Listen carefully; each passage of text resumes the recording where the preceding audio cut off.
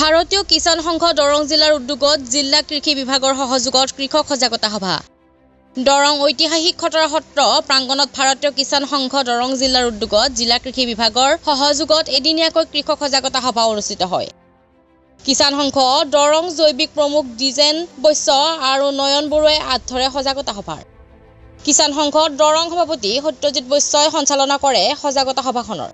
সভাত কৃষকৰ সমস্যা সা সুবিধাসমূহৰ উপৰিও ফসল বীমা যোজনা, কৃষি যান্ত্ৰিকীকৰণৰ আৰু কৃষক পঞ্জীয়ন, খৰাং বতৰত কৰিব পৰা কৃষি ব্যৱস্থা আৰু পদ্ধতি সম্পৰ্কে বিতংভাৱে ব্যাখ্যা আগবঢ়ায়। ভিন্ন প্ৰান্তৰ কৃষক ৰাইজে পৰিপূৰ্ণ সজাগতা সভাত সমল ব্যক্তি হিচাপে কেইবাগৰাকীও অভিজ্ঞ ব্যক্তি উপস্থিত থাকে। নমস্কাৰ। আজি খটৰা সত্ৰ প্ৰাংগণত খটৰা সত্ৰ উপকণ্ঠ অঞ্চলৰ কৃষকসকলক লৈ আজিৰ যি দৰঙৰ কৃষকসকলৰ যি অৱস্থা, খৰাংকলৰ যি অৱস্থা, এই অৱস্থাক লৈ দৰঙৰ কৃষি বিভাগ, দৰঙৰ কৃষি বিজ্ঞানীসকলক লৈ ভাৰতীয় কিষাণ সংঘৰ অসম প্ৰান্তৰ মাননীয় কুমুদ চহৰীয়া ডাঙৰীয়া আৰু মই নিজেই এগৰাকী দৰং জিলা কিষাণ সংঘৰ সভাপতি আমি উপস্থিত থাকি কৃষকসকলৰ এই মুহূৰ্তত কৃষি বিভাগ, কৃষক সংঘই কেনেধৰণে এই দুৰ্দিন সময়ত সহায় কৰিব পাৰোঁ এক সজাগতা সভা আমি আয়োজন কৰিলোঁ।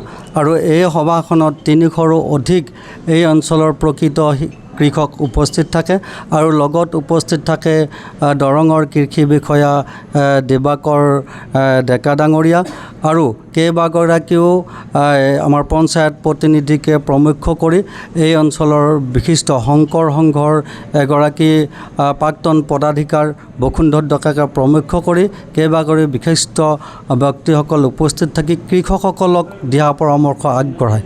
আপোনালোকৰ চেনেলৰ জৰিয়তে মই এটা কথা দৃষ্টিগোচৰ কৰিব বিচাৰিছোঁ।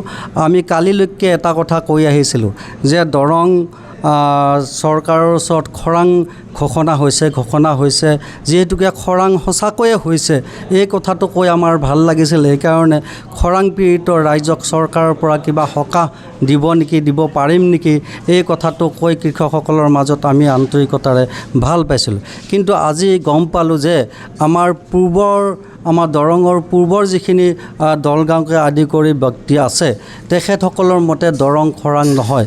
কিন্তু আমি দি ক'ব পাৰোঁ, আমি যিখিনি পশ্চিম অঞ্চলৰ ব্যক্তি আছোঁ দৰঙৰ, আমি প্ৰতি ঘৰৰ মানুহে কোনোবাই একঠা, কোনোবাই এডবল ৰুব পাৰিছে পানীৰ অভাৱত, কিন্তু আমি পানী নাই, খৰাং হয়, এই কথাটো নিশ্চিতভাৱে আপোনালোকৰ জৰিয়তে আমি ক'ব বিচাৰিছোঁ।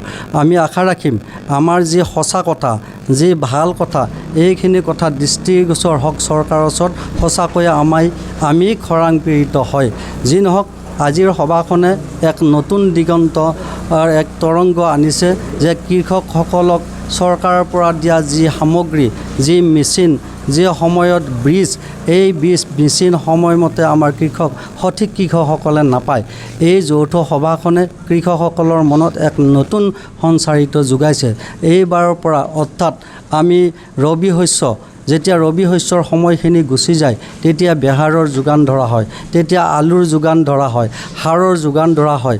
এটা কথা আছে অসমীয়াত, চোৰ গ'লে বুদ্ধি, বৰষুণ গ'লে জাপি, পিছতে এই চৰকাৰৰ পৰা সামগ্ৰীসমূহ পোৱা যায়। কিন্তু এইবাৰ আমি দৃঢ় সংকল্প হৈছোঁ, অফিচাৰসকলৰ লগত আমি কথা পাতিছোঁ যে এইবেলি আমি সঠিক সময়ত কৃষকসকলক কৃষক সংঘ আৰু কৃষি বিষয়াসকলেদি লগ লাগি সঠিক সময়ত কৃষকসকলৰ লগত চৰকাৰে দিয়া যি সাহায্য, এই সাহায্য প্ৰদান কৰিব পাৰিম। সেই আশাৰে আজি এই সভাখন আমি আয়োজন কৰিছিলোঁ।